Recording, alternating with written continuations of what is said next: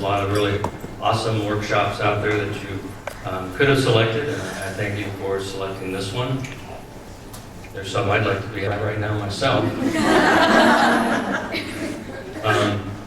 This is a talk on Greenwood Magic. It's based upon my new book, Overworld Witchcraft. What I want to get at as we get into the meat of the talk, which is about working with the spirits of plants, I want to sort of lay the groundwork as to why that's important and where that really comes from. So the next few slides are going to kind of go in a different direction, but what I'm trying to do is give you a feel for the reality and the mysticism behind the spiritual tradition of working with plant spirits. We're going to get into what are plant spirits and that type of thing. Now, the beauty of being able to do a talk like this to a group like you guys get it, so I don't have to really press that spirits are real. And there are some places where I really have to sell that pretty hard. So it's kind of easier on me because I've got the good folks. Okay. So the spiritual mindedness of the witch. The idea here is that our ancestors were forest people long ago, and their experience of the world, their experience of life itself, would have been formed in the ideas and the encounters and the general feel of the ancient forests. Now, if you've ever been in the deep forest, you know that there are places that seem kind of mystical. They're overgrown, there's vines and stuff, maybe it looks like a little portal into another realm. And this may have given the idea of hidden secret realms. And then the forest was very deep and dark and shadowed in places. And this probably gave the feel of a mystical nature. And life and death were part of the forest experience. So they understood this really heavy organic sense of what it was to be in the forest. Now, I emphasize this because the earliest tales of witches, they often live in the woods. And in fairy tales, they often live in the woods. So it is this idea of the spiritual mindedness of the witch comes from the experience of the forest itself. It's an ancestral memory, if you will.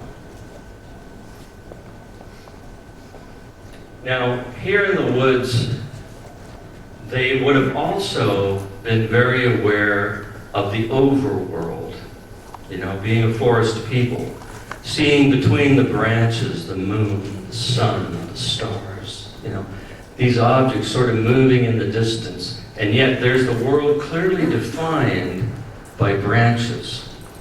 And the interesting thing about this is very, very old lore is connected with souls of the dead being in the moon. Some Greek philosophers wrote about this. And the idea was that as souls left the physical body, the moon collected them each night. And it would start when the moon was dark. And as it collected souls, it grew with the light of the souls it collected. So as it swept each night, it grew more and more, and the light of the moon grew more and more, until it was literally full of souls. And then the philosophers tell us that these souls would be reborn again. And as they passed from the moon back into the earth, the light of the moon began to diminish until it was completely dark and all the souls had been rebirthed. Now that's a beautiful metaphor, and I really like the image.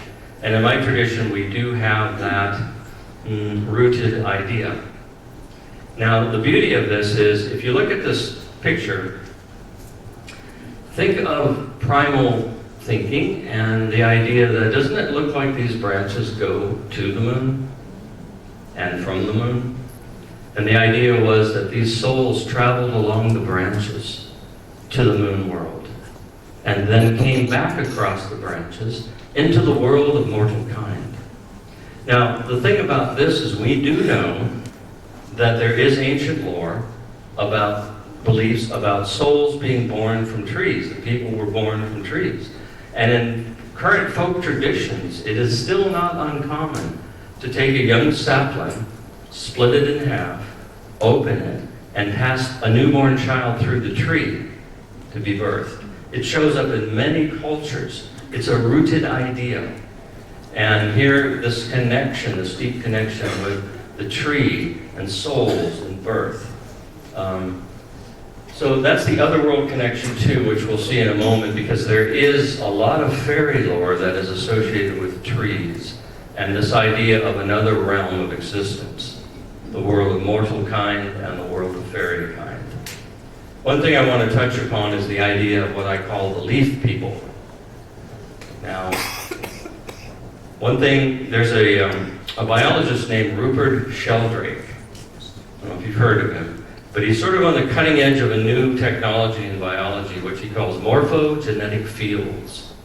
And what he's discovered is that trees and plants in general communicate with each other through a vaporous release that is picked up by the leaves of other trees and plants.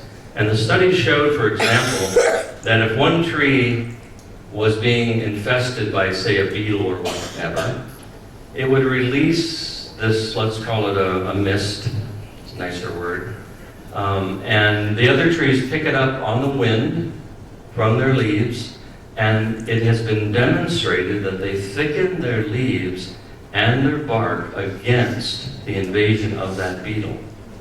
That's communication. And Rupert Sheldrake suggests that morphogenetic fields are the inner mechanism of evolution.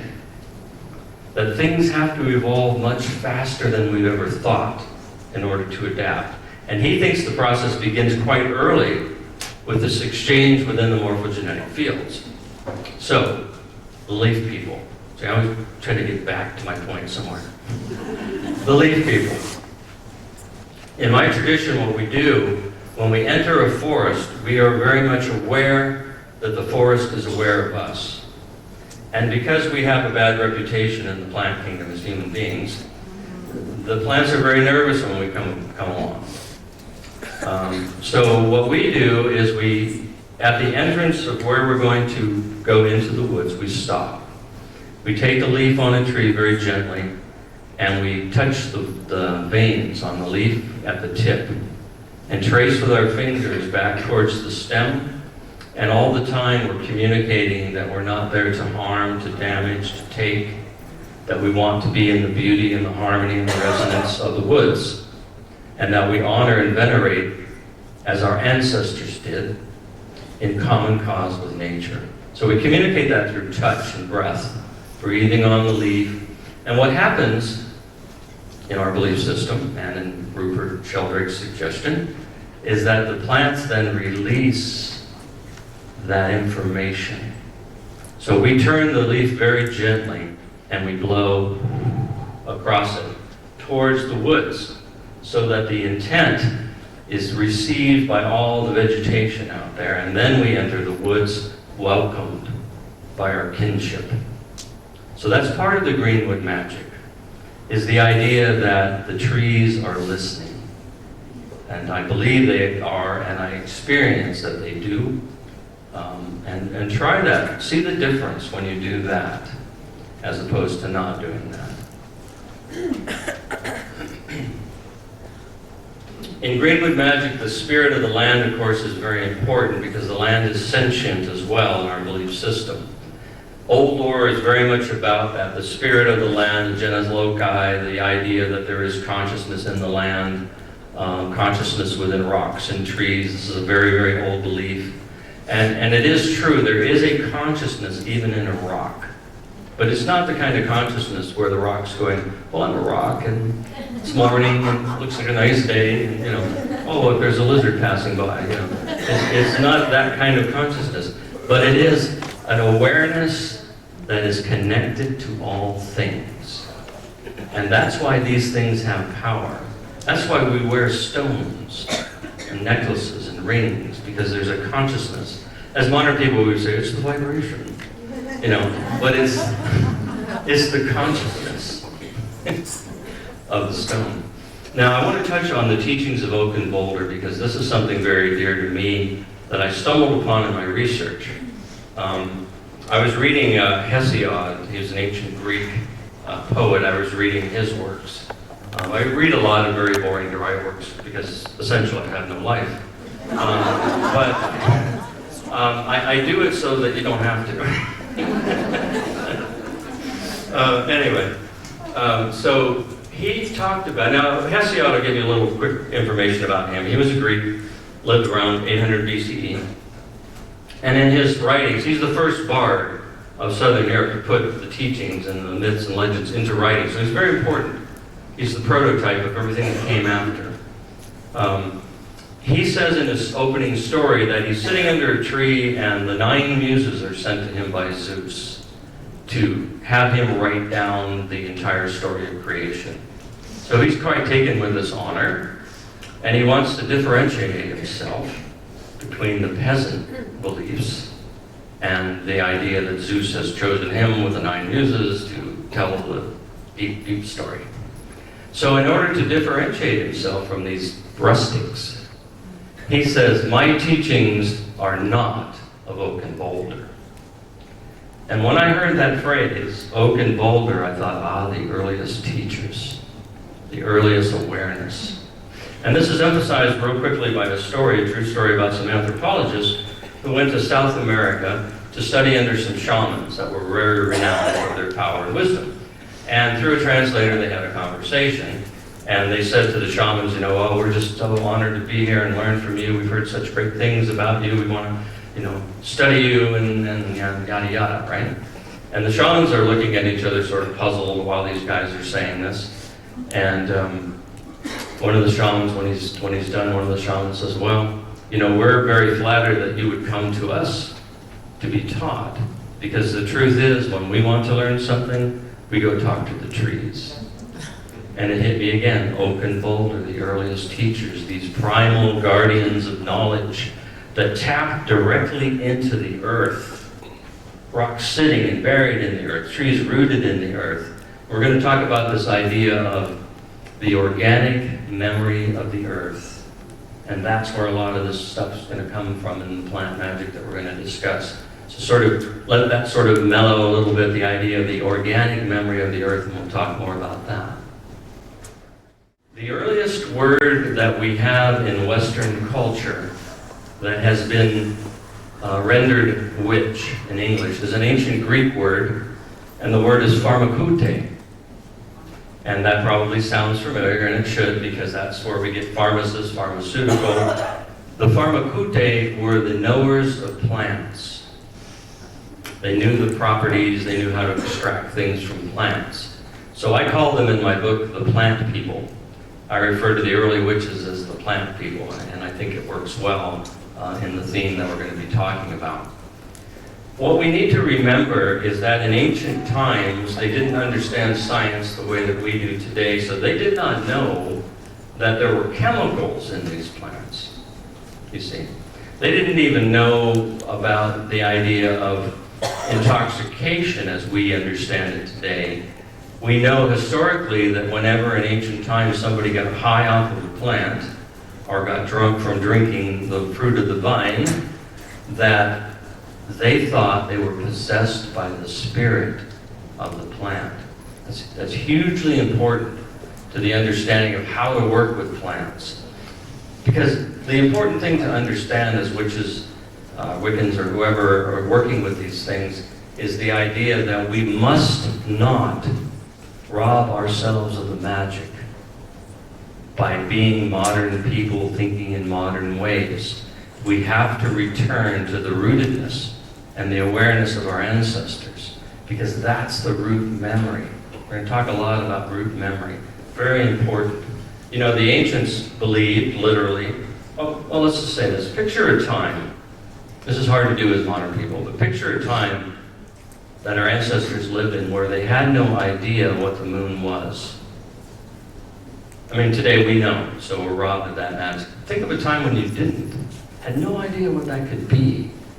And there you stood, and seemingly out of the earth, this light rises in the sky. And this light changes shape every month. What is that? Can you imagine the mystical, magical feel? And then when they believed that that was the goddess herself, powerful moment to see your goddess rise before your very eyes. from inside the earth and move across the sky. And that was the goddess to you. You didn't have to have faith or believe or visualize. She was there in the night sky. What a wondrous, magical time. We can get back to that because these memories are within our blood. And all we have to do is awaken them. And we can feel in that moment the way our ancestors lived and breathed in their time. Hugely important to working with plant magic. Now, since it was an awareness of spirits making you high, hallucinate, or whatever it might be, it was a spiritual tradition, you see, because they were working with his spirit that was making this plant able to do what it did. And they knew that different spirits must be in different plants because the plants had different effects. So they must be a variety of spirits. So they believed, much like we do in modern times, that spirit can be encased in matter. So plant spirit abides in a plant, our spirit abides in this temporary flesh body that I call the deep sea diving suit of the soul.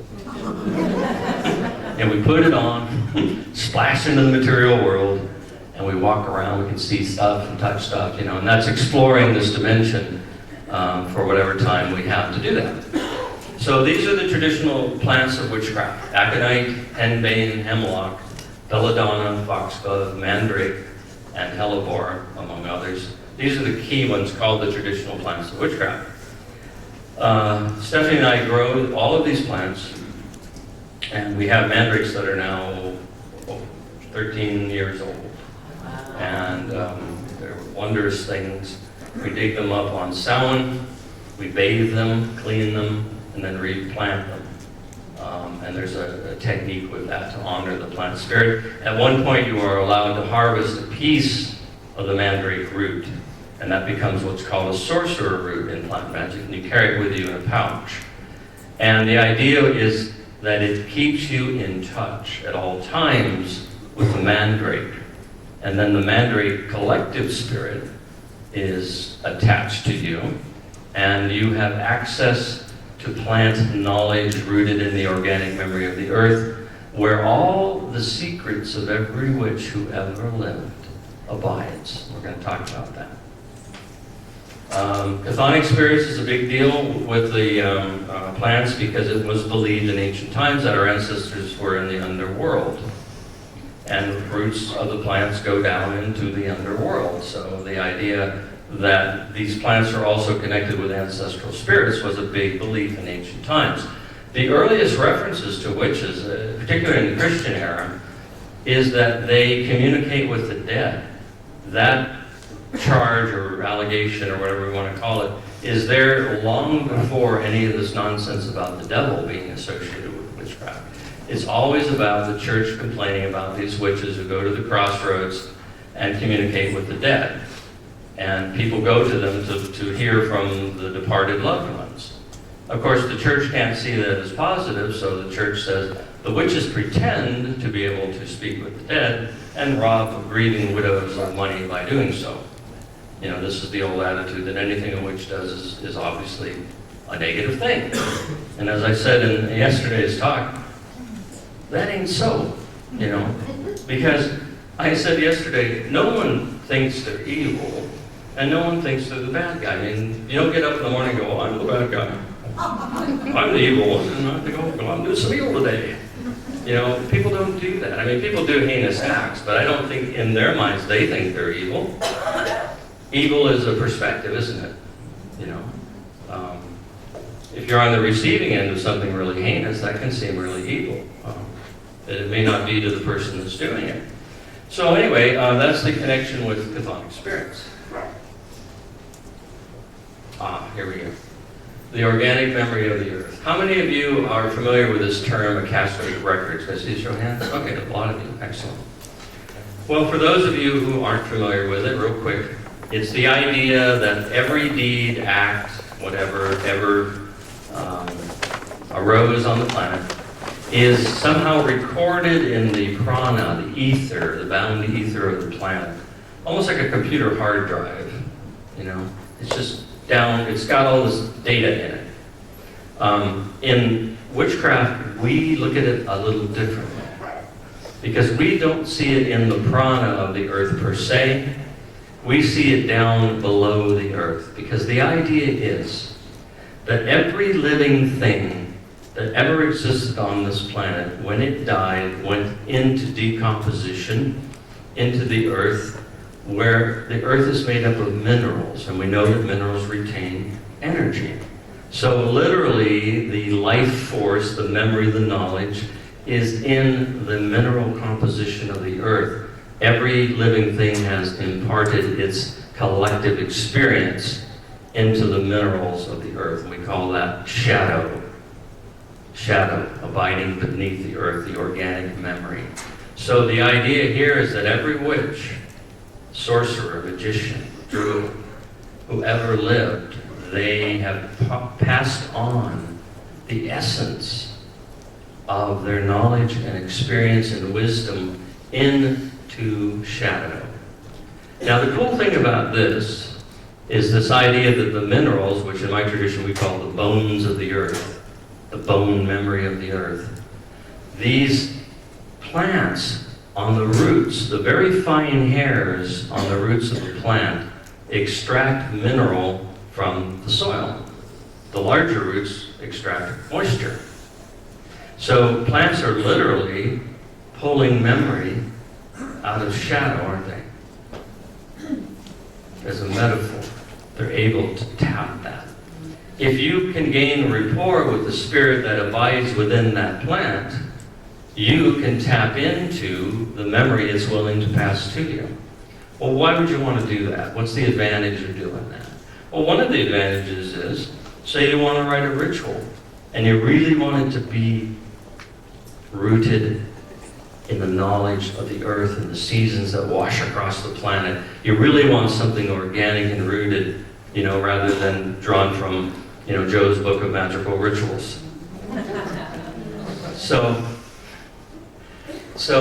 if you could tap into that spirit, and it could send to you from shadows the memories of your ancestors who lived and breathed that, you would get some very powerful rooted knowledge passed to you. It's one of the ways in which shadow works. So I think I probably covered all those little bullets, haven't I? So this is not a metaphor. So I'm actually saying that you can do this, that there is memory in shadow, and that it can be passed. And I don't say that from an intellectual nod, I say that from personal experience. Yeah.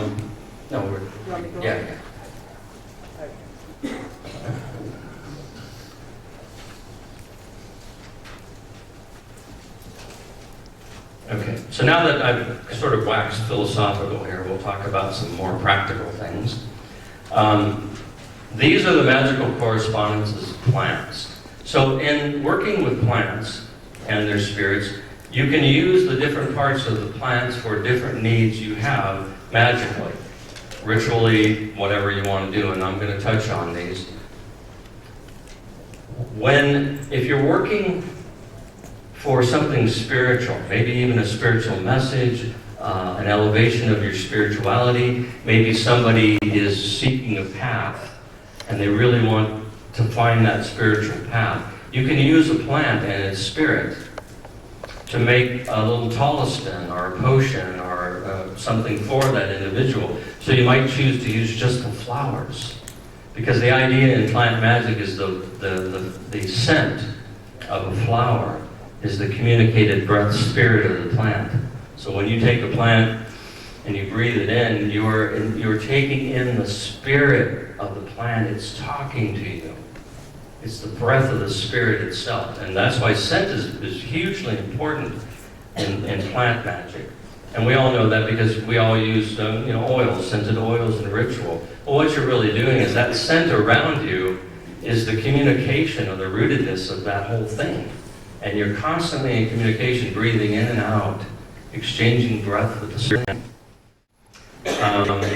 So this could be used for change. Maybe you're thinking about leaving a tradition and starting another one. Or maybe you come to a Saturn return in your life and you want to embrace that rather than dive and hide under the bed. So you could work with the crown to make this a very powerful, positive transition for you. Then obviously roots are all about foundation. I like root magic because you can get to the heart of something. You know, the foundation, the roots are about that. If I want to really work on something and I just want to hit it hard where it lives and generates from, I'll work with roots. If I want to find out what's going on with a person or a situation, grab a root, ask the question, you know, what the, you know, and you'll get information if you listen. And the beauty of this thing is I've found that you don't necessarily have to believe in everything I'm trying to sell you right now, but if you experience it, it will bypass what I call the guardian mind, and you will experience it in a way that isn't knowledge, but it's feeling. I've had so many people work with this and they go, you know, I feel this, it just feels real. It's like, yeah, doesn't it? It just feels real. Okay, any questions so far on anything? Yeah.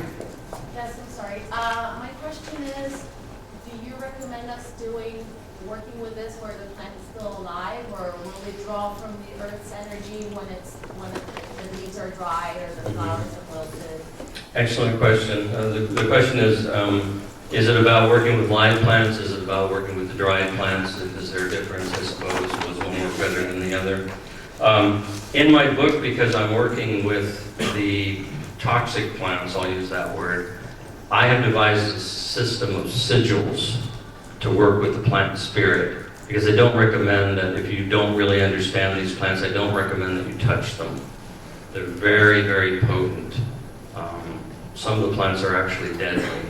So with the traditional plants of witchcraft, I would say work only with the spirit until you really understand the need to be cautious with these plants. But the beauty of the thing is you can reanimate the life of a dried plant magically. And I'll touch on that a little bit later by putting it into the mortar and pestle, and we'll talk about that. So the short answer is it can be a dried plant, it can be a living plant. The spirit tends to be more intact with the living plant, but there's a connection between all things. That's the beauty of magic. Everything's connected to everything else. So a dead plant is still connected to a live plant in the fabric of magic, and therefore to its spirit. So but you can reanimate. It's called reanimating the bones, is what it's called. And you bring life back to the plant, and the spirit pops in for a visit, and you're good to go. Any other questions or comments before I move on? Yeah. I found that going into the woods with forests like that, to give an offering, it could be coins, it could be whatever. Right. Mm-hmm. Yep. And let them know that, you're not there. Right. He's saying that he feels it's very important, and he does this in his own practice of leaving an offering when he goes into the woods or works with plants. Absolutely. You know, it's like going to visit somebody. You know, you bring cupcakes or wine or something. You know, you bring something to show your appreciation for that encounter, and you show some respect. Coins are a favorite offering because coins are minerals. They come from the land, so it's returning back what was taken. And the memory of the earth really likes that idea, because it remembers a time when human beings lived in common cause with it. It remembers the time when humans didn't see the earth as a resource to be plundered. The earth remembers a time when we lived in honor and common cause with it, and we were part of it, and we understood that there's give and take. We've collectively lost that. But the Greenwood Magic is reclaiming the earth, which is the good news. When we talk about that later. The plants will always be here. You walk down the street, see a crack in the sidewalk. What's in the crack? Blade of grass. You know, the green's always going to be here. Yeah. So if one has plants that live that share your living space with you, the process of watering them and pruning them and feeding them, that would also be an offering to them, wouldn't it? Because they become family. It would definitely be an honoring to them, and they would appreciate that interplay and that respect. You know, and they will pass information to you as well, just in the course of your life, because all of your concerns and needs and whatnot that you voice in the house, I'm talking about potted plants in the house. Well, this would even be outside Okay. the garden. All right, yeah, yeah, all of that would be, but because you live in that environment, they're very much aware of where you are and what your life's all about, and they do lend their energy to that, especially if you're a caretaker, you know, because they don't want to lose that, you know. They like the idea that someone's coming around and, you know, taking care of them. And also, I'm sure a lot of you know that there's been a study on water having consciousness too, and that you could actually take your water that you're using for your plant, your magical plant, and imbue that with intention and make that water, you know, be a part of the ritual that you're giving to it. Because a blessing is also an offering. It's not always necessary. I mean, offering is necessary. It doesn't always have to be a material thing like a coin or something.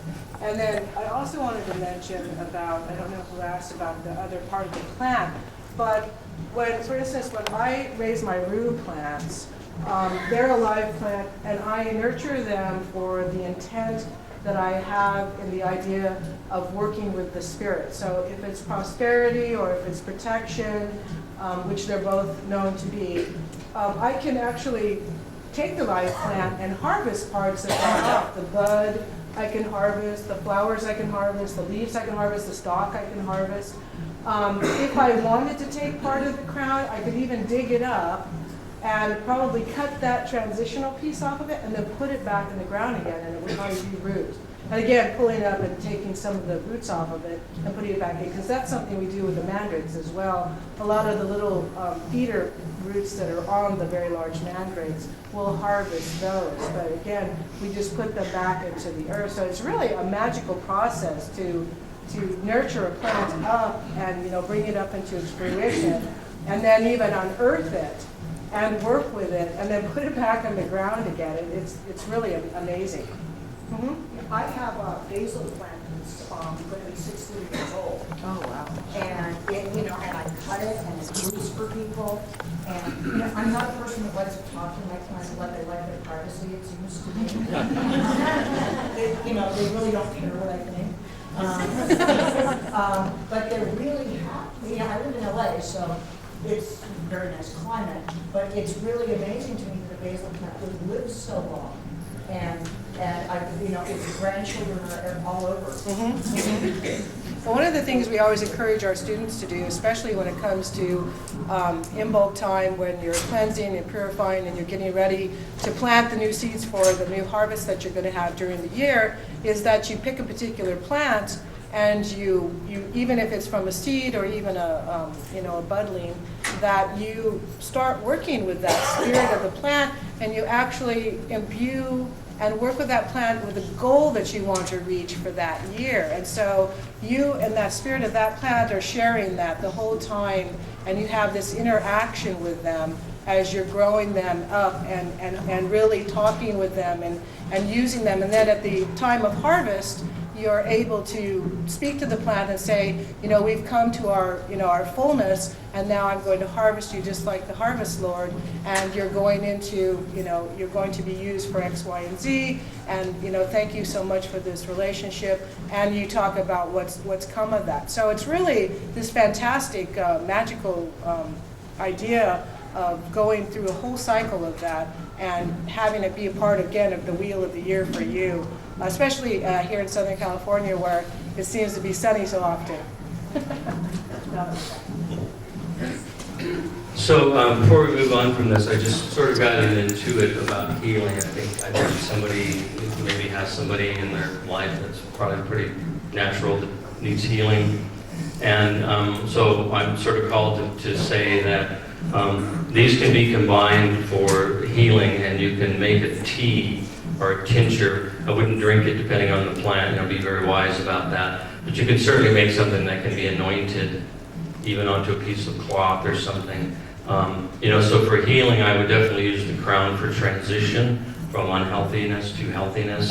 I would definitely use the leaves for energy, stalk for growth, especially if it's something about either controlling a growth or needing a growth, you know, kind of work your magic accordingly.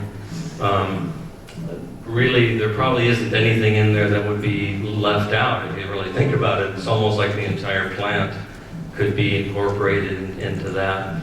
Now, we in our plant magic, we try not to take the entire plant take the life of the plant. There are times when you have to do that, and there's a whole process of working with the plant spirit in order for that to happen. It's rare, not recommended. Yeah.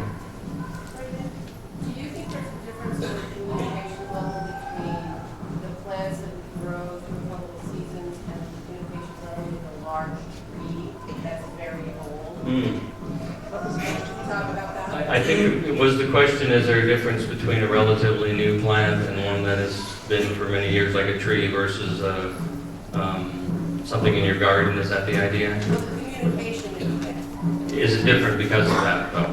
Yeah. So the question is, if you've got a tree that's 100 years old, and you've got a shrub that's 2 seasons old, is the communication different, more powerful, more clear? The idea in plant magic is the deeper the root, the deeper the knowledge. So trees have the deepest roots of all plants, so they are really the wisdom keepers.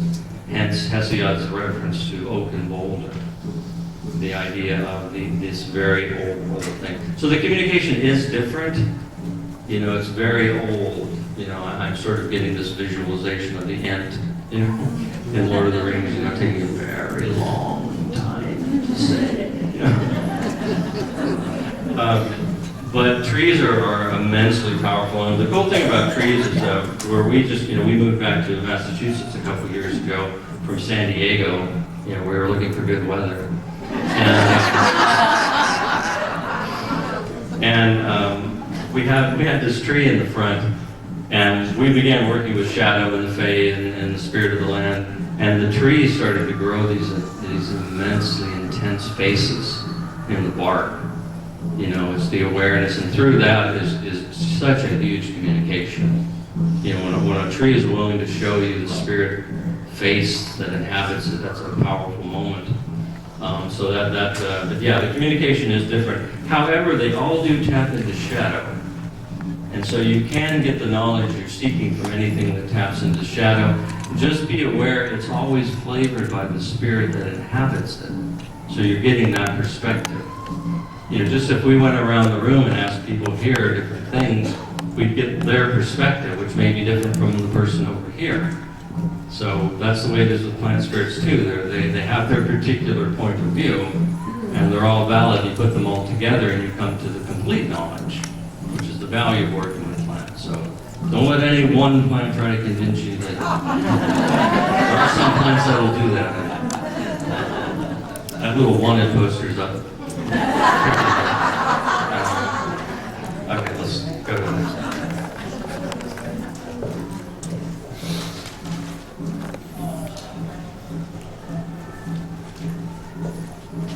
In the beginning of plant magic, you must begin, and this is all covered in the book, Overworld Witchcraft. You have to connect with the cycle, with the life energy of the plant, so you become one. I call it contagion magic. It's a kind of a negative sounding word, but it is the idea that, for example, if I take a cup of coffee and I take a sugar cube and I drop the sugar cube into the coffee, the two exchange natures. The sugar cube becomes liquid like the coffee, and the coffee becomes sweet like the sugar. They exchange natures and they join together in a new found thing, sweet coffee.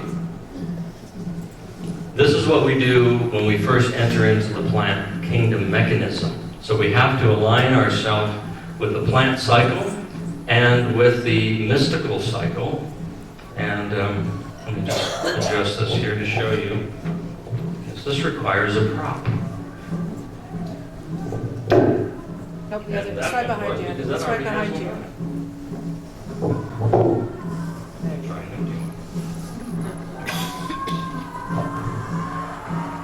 So that's going to be annoying.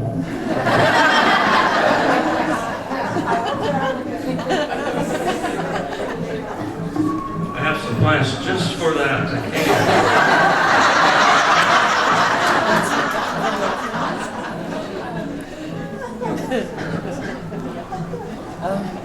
So, what better tool to use when working with plant magic than a mortar and pestle, right?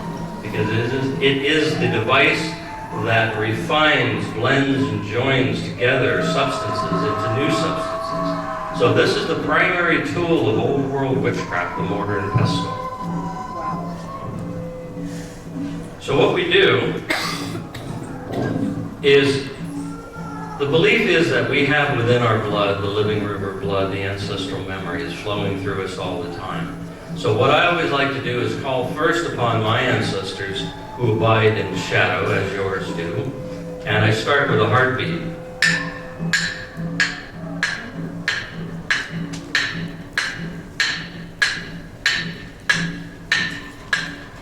What you can do before that is put your fingers on your carotid artery and feel that beat, and then mimic it. You know.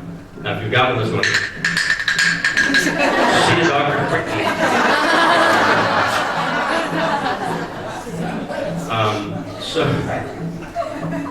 So what you do is you get your meter going.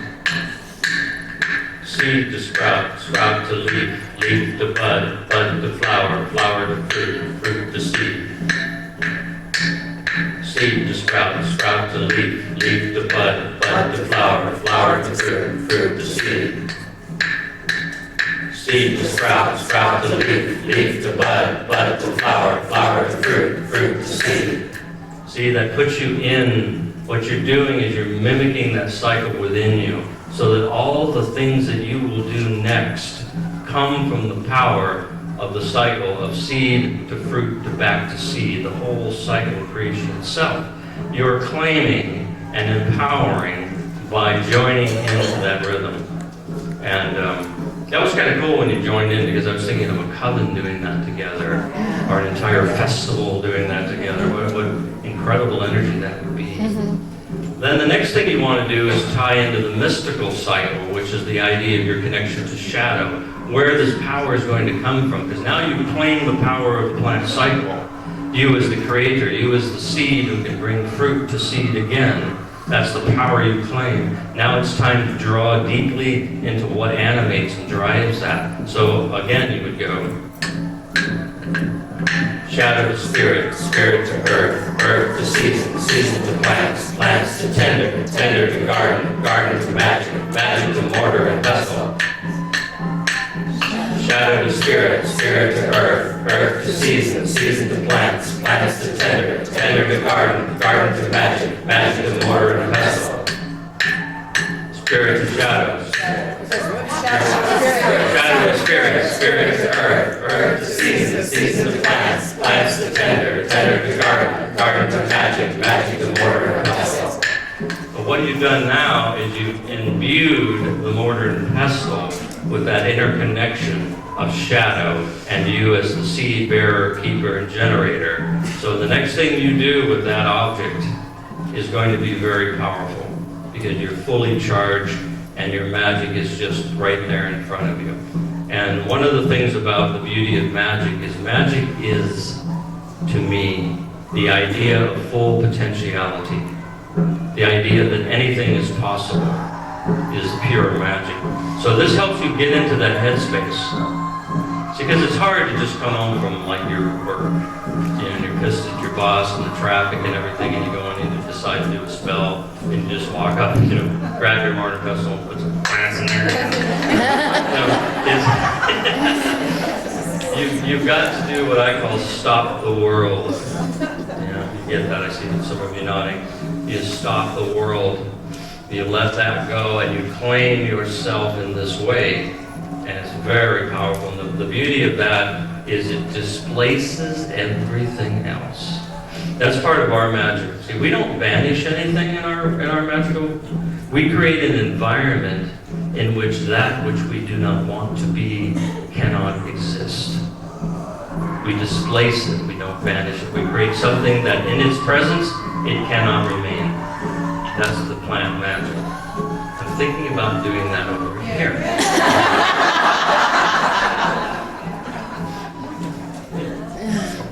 Can I ask a question about your mortar and pestle? Yeah. I hear that you're using a wood mortar and pestle. A wood one. I use a ceramic pestle and a wood mortar. No, a wood pestle and a ceramic. Right. So your question is there a difference between the two? Should you use one or the other? Is that the basic question? Yeah. You know, this serves really well, too, to hear a little louder. I was just tripping on that idea because this is wood and like communication. And I was like, thank you.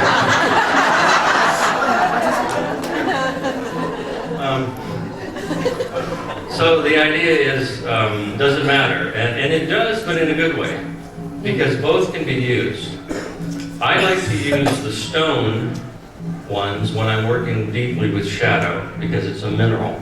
And I find that it really resonates and calls deeply to shadow. It's like a wake up. Shadow goes, oh, I get that. This is mineral vibration. This is more about the plants themselves. So when you work with this, you're really touching more of the upper level of where the plant spirits abide. And the stone ones will take you down into the ground. So you can have both, which is always a good idea, and use them interchangeably, use them together, and then take the substances from both and join them into a separate vessel when you do your spell work. Then you blended shadow and plant spirit communication together. It's a very powerful thing. So you can use both, and they will each touch your spirit plant work a little differently. Any questions about that cycle before we move on? Well, how about that? The mortar and pestle.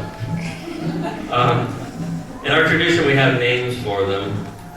The mortar is the life giver because it is the womb. But it is also the death taker because everything dies and goes back into the womb. So it's the life giver and the death taker. It's the light and the dark. It's nature. You know, nature isn't good or bad. It is just the thing that it is.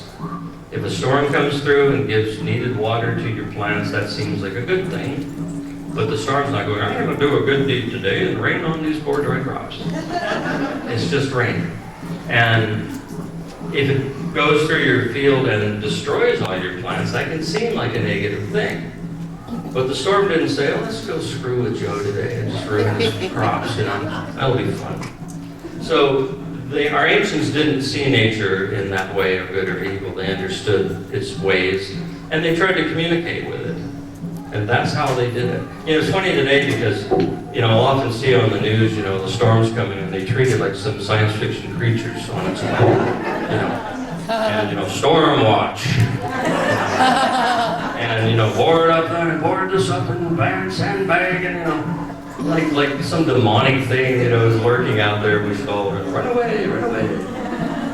Now, the ancients would have seen that coming, and what would they have done? They had gone out and sang and danced and offered things to it and prayers and that, and just said, I know you're coming, just please don't destroy my crops or my house. You know, they communicated with it, and I think it had effect, I really do.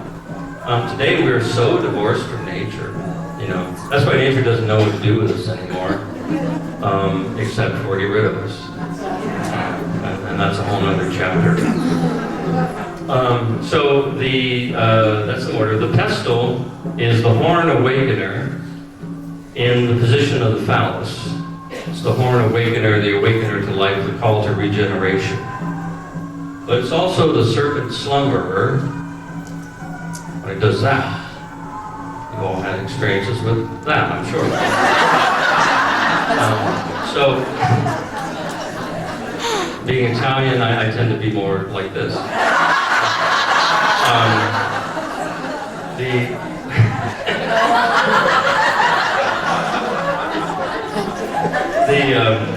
The idea is that in the upright position is the awakener, the seed generator, the call to renewal, the call to life. So you would put it upright in your mortar. I usually put a little plant substance or sand or something in the bottom so that it stands upright. And I begin my work like that. I call upon the life giver and the horn awakener, using those words. I call upon you, the life giver and horn awakener. Now, I use that for gaining and growing and that type of thing. If I want to diminish something, dispel something, or release something, then I have it sideways. And I call upon the death taker and the serpent slumberer. to be the waning away of whatever the matter might be. So there's different ways you can work with it. There's also different ways you work with the mortar and pestle in calling. And obviously, for gain, you would go this way, clockwise, right? And to dispel, you would go the opposite way. So that's one of the things you do with this plant magic, is decide which way you're going to be moving that to get rid of something. There's a spell in there which has to do with what I call quelling magic or unvexing magic. It's making somebody stop their nonsense. Because in my magical tradition, we do not believe that anyone has the right to cast a spell or send energy against you that requires you. Why should you have to spend days and days fixing your wards, recharging, and you spend a week or 2 weeks because of someone's idiotic little moment? Why should you have to do that? We believe you shouldn't have to do that. So we have what's called the quelling or unvexing spell, which just makes them stop immediately. So that's in the book, and it's probably I know some people will look at, Raven's hexing people. Whatever happened, he used to be such a nice guy. That old black magic. As a spell. We don't see it as the negative thing at all, because we're not really harming anybody. We're making them stop harming us. As I said yesterday, in my tradition, we have only one law which applies to ethics. And that law in my tradition is we do not harm the innocent. But then we define what an innocent is. And as I said yesterday, an innocent is someone who does not provoke us. Provoke us, you've lost the protection of being an innocent. We think that makes perfect sense. Like any creature of nature, don't poke us with a stick, don't get us in a corner we can't get out of, and you'll be fine. But do that, and you got a fight on your hands. I was once gardening, and I dug up a gopher. And the gopher was cornered in the fence, it couldn't go anywhere. And it looked up at me, it stood up on its hind legs and bared its teeth. And I was reminded of the line from The Lord of the Rings. You have a stout heart, little hobbit, but that will not protect you.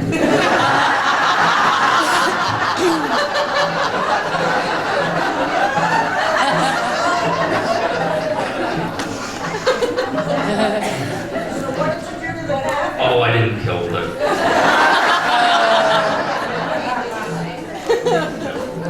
I was very impressed, actually. I thought, well, that's so cool. You have no idea. This giant with a shovel looking down at you, which can determine your future. But I was so taken with his stand that, I thought, yeah, this is cool. He's said, no, this isn't a harm none moment. So that's kind of the way our magic is, very natural in that way, That's okay, now we're going to talk about plant spirits.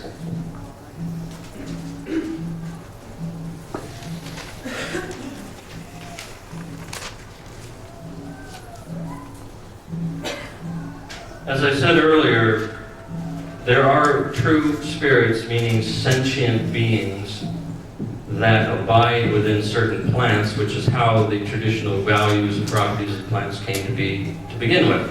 Because those people who used them understood that each and every time you worked with this plant, you got that result. They saw that as the spirit of the thing, and I still do today see it that way, even though as a modern, I understand the chemical composition. I don't think that negates the reality of the spirit. I think that just helps the spirit work in ways with that plant, so I don't see that negates it. You don't have to lose the magic. One of the first beings that you will encounter, and this is in the book as well, is she of the thorn-blooded rose. The rose has long been a symbol of the mysteries. It shows up in many occult societies, witchcraft, old traditional witchcraft systems also, you'll find the rose. Whenever the rose is present, it's a sign to all in attendance that that which is spoken is secret.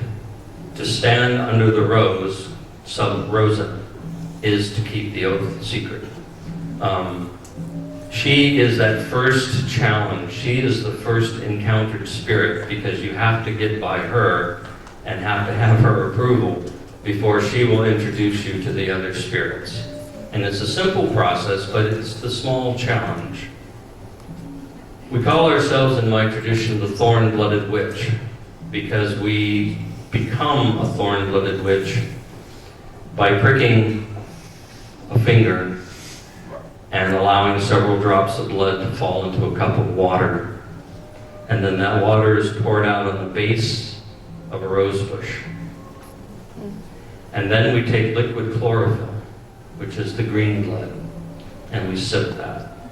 So we exchange the red blood and the green blood in a covenant between humankind and plant kind with she of the thorn-blooded rose. It's a very powerful moment to be embraced by she of the thorn-blooded rose. But when she looks at you, that initial look is of challenge. It's almost like prove to me that you are worthy. That's a difficult word in our modern craft society, worthy, you know. But it's an old world idea that worthiness means what are you bringing? Where have you come from? What work have you done? What is in your heart and soul and spirit? That's what worthiness is in the terms of the craft. What worth, value do you bring? Very important thing. Because the old ways say that nothing may be given except that something be received, and nothing may be received except that something be given. It's all about exchange. Nature's all about exchange. Humans have forgotten that. We take and rarely give back. But the nature spirits still understand that old world thing about exchange. So we exchange the green blood and the red blood. We form a covenant then with she of the thorn-blooded rose, and then she will introduce you to the plant spirits. The most powerful one is usually the first one she will bring you to is mandrake. Because mandrake is the plant, as they say, anybody see the movie Labyrinth? Yes. Yeah, wasn't that a cool movie? Well, the satyr says something about the plant that would be a human, or the plant that would be a man. And the idea that this is a magical plant because it's close to the human consciousness because it chose to form its root in the shape of a person. So it is a plant that's extending itself to the understanding of the human condition.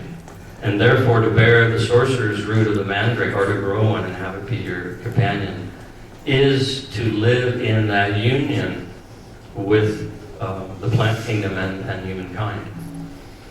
So we have what we call the shadow garden, and this is very important. You pick the plants that you're going to be working with, and you grow them in areas within your garden.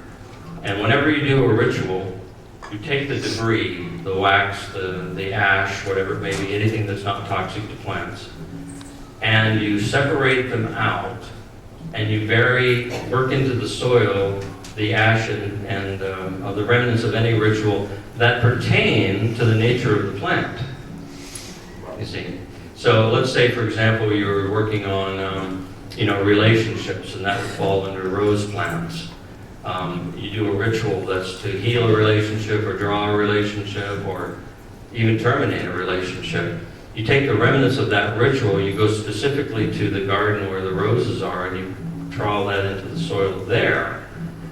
What you're doing is you're adding the memory of your magic to shadow. You're growing a shadow garden in which your magic, your memories, your powers are held by the roots. The next time you go and take leaves from that rose bush, you've tripled its power.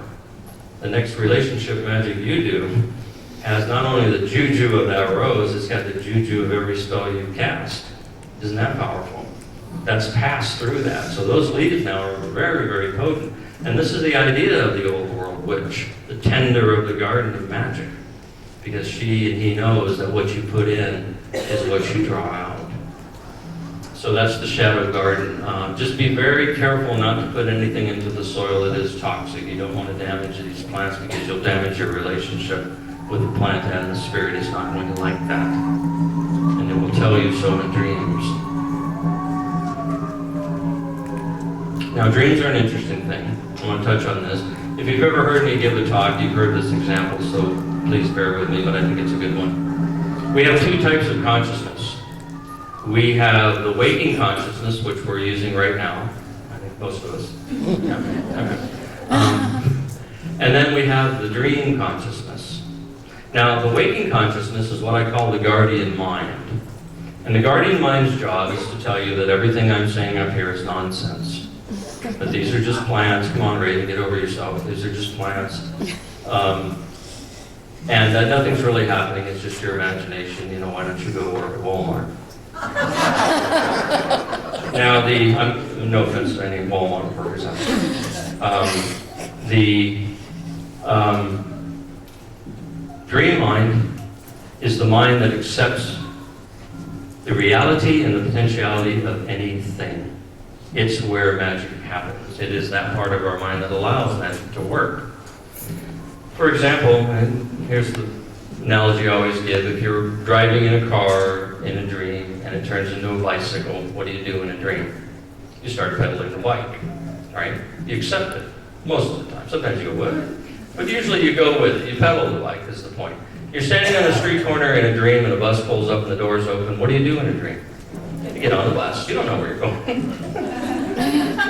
These are things you wouldn't do in the waking mind. You see, if all of a sudden in the next second you were standing in a corner and a bus pulled up and the door's open, you're not going to get on the bus. And if you leave this event and your car turns into a bicycle on the way home, you're going to have major objections to that.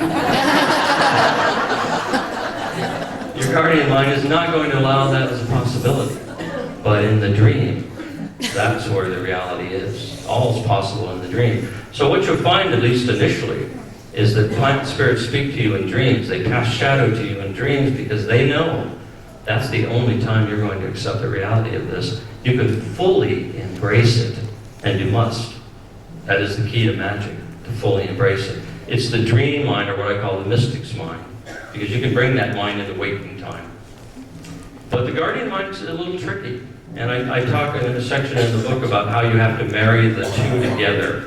You've got to teach the conscious mind and the dream mind to share the same goal. And there's some techniques I talk about in the book. I think it's a very important part of magic, to join the two minds together rather than wrestle the guardian mind all the time. And that just is, it's boring to do that. Okay, so it looks like we moved on. The dream begotten grimoire. So what you'll find is that you'll wake up with an idea. You'll wake up with a wow, you know, something was passed to you. Write it down. Keep a journal. This is what we call in my tradition the dream begotten grimoire. You create your own book of ways, your book of magic, your book of shadows in your dream world. And you keep that separate from anything else. And it is your dream begotten grimoire. Look back through it and you'll see the consistency. And what's passed to you, you'll experience in the reality of the waking world. It will give you confirmations that this is not just something you're pulling out of a dark hole. You'll realize that this is real and this is happening, but it's your unique experience. So initiates of my tradition will build a dream begotten grimoire for themselves, which may be quite different than the traditions book that's passed on that they copy from. And that's cool. That's totally cool. It's the way it should be. But we join both together. There are the teachings, and then your encounter and experience. Those can't be two different things. They should be married together. 15 minutes. Really? 15 minutes till the end. Really? 12:30. We started, oh, you're right. Oh, no. I was hoping you were referring to 2012.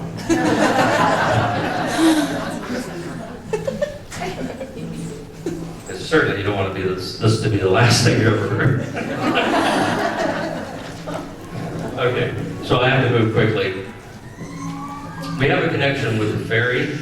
Now, I'm not talking about cute little fairies that sit on flowers or that, you know, fly around the castle at Disneyland. I'm talking about an elder race of beings called the Fae. And they are a race that has existed long before we, and in ancient times they had contact with us. And the remembrance of that contact is now fairy tale. Distorted memories of when we walked the earth together, and they became sort of stories rather than remembered accounts. In our tradition, we have what's called the white tree, and we have the tree of Faewin is the tree that is the gateway to and from the realm of the Fae. The tree of Linnea is the tree of the dead. It's the way to the realm of the dead. It's the same tree seen from different sides. And what we've been taught and passed to by fairy is that on their side, they see a tree that has what they call the shimmer. And it just doesn't look solid, it has a shimmer to it. And on our side, it is the white tree, often appearing to us as a birch tree, because birch trees are white. And birch trees have always been associated with the dead in ancient tradition, interestingly enough, the white tree. So they can pass between the realms through the shimmer, our gateway between the dimensions. From a scientific point of view, I would say this is an electromagnetic gateway. And one of the things that fairy passed on to me is, you know this legend that fairies abhor iron? You ever heard that? Yes. They said that it's not so much that they abhor it, but because of its magnetic properties, it interrupts electromagnetic fields. So it's a danger to them, trying to cross through a gateway that is essentially electromagnetic. And you toss a piece of iron at them. You know, it's like in Star Trek, you know, when the what's that called, the teleporter, transporter malfunctions. You know, and then you show up with 3 heads and on the other side. So it's this idea that iron disrupts their energy fields, and that makes it difficult for them to do what they do. And so that's why they don't really like the presence of iron. Spirits of the dead are through the tree of Linnea. We saw earlier the journey to the moon and back. When someone dies, we would say they journey to Linnea. They cross the branch bridge to the moon. This would be our poetry of that idea. And then when someone's reborn, they have crossed back through the tree of Faewin, and they are born again in the realm of mortal kind. Any questions on the tree before we leave? Leave? Okay. Are you ready? I'm ready. Okay, boy. We have so much more to cover. I'm going to have to go through this quickly. This may look like a pentagram, but it's not. In our tradition, we call this the 5-thorn path. This is actually 5 blooded thorns surrounding the center, which is called shadow, that black portion. And that circle around it is the moon. That's the symbol. So it's not really a pentagram, it's one of our glyphs. And we believe that it's the story of how souls reincarnate. And this is a teaching in our tradition that's more elaborate than this, but this is how it starts. We believe that we come from the stars, meaning the spirit realm, before we were born here. That's where we were before we came here. We descend from the stars. We pass through what we call the astrological imprint on our way into incarnation, and that's where we get our natal sign for this particular lifetime. So we're imprinted by the sun. And then we pass through what we call the lunar sphere, which is the astral form in which our physical body first appears as a spirit body before it's a flesh body. So the soul body is forming that will eventually look like us. Then we go into the actual material dimension in which that hardens, if you will, into flesh. Then we stand on the earth with our feet above shadow, connected to the organic memory of the earth, to return once again to remember all that came before us. That's how we get our power back and grow in each lifetime, is to evolve. We come here to grow, to evolve as a spirit being. So what we say in our tradition as one of our alignments of power, remember how we did the seed to sprout? You stand in our tradition to claim power of anything you're going to do. You root your feet, you stand tall, and you say, I am a thorn-blooded witch of the old ways. I am descended from the stars, fated by the sun, envisioned by the moon, given form by the land, and I stand with feet rooted in shadow, and I reach upward to the stars. So you complete that whole cycle. It's a reclaiming and a reaffirmation of why you're here and the power that you bear as the pharmabute, or the thorn-blooded witch in each lifetime. Any questions on this glyph? Yeah. No. No, it's not in the book. That's not in the book. Huh? Yeah, there you go. Got it. It will be in the movie now. This is gathered thorns, and you'll see it's upside down. It is not a pentagram. It is not a reversed pentacle. It is 5 blooded thorns with shadow in between. And here you see that the tip of shadow is pointing up. You go back to the earlier slide. Yes. You see the point is down because we're rooted in shadow trying to reach down. Flip it to the next slide. You'll see that's reversed and the point of the black is up. We're drawing shadow up. These are what we call the gathered thorns, or the 5 powers of the witch. And they are the herbalist, the pharmacoute, knower of plants and plant spirits. Divination, the seer, he or she who sees in different ways, who sees beyond material form to that which is behind material form, the seer. The spirit medium is another point on the thorn. That is the communicator with spirits of the dead, of those who have gone before. It is you as the keeper of ancestral memory. The mystic, the one who realizes that the world of matter is a mere illusion, and that we are the weavers and shapers. We form our lives by the choices that we make and those we fail to make. Both form where we are today. We accept full responsibility for our lives. We are not victims. We are full participants in our life. This is the power of the witch.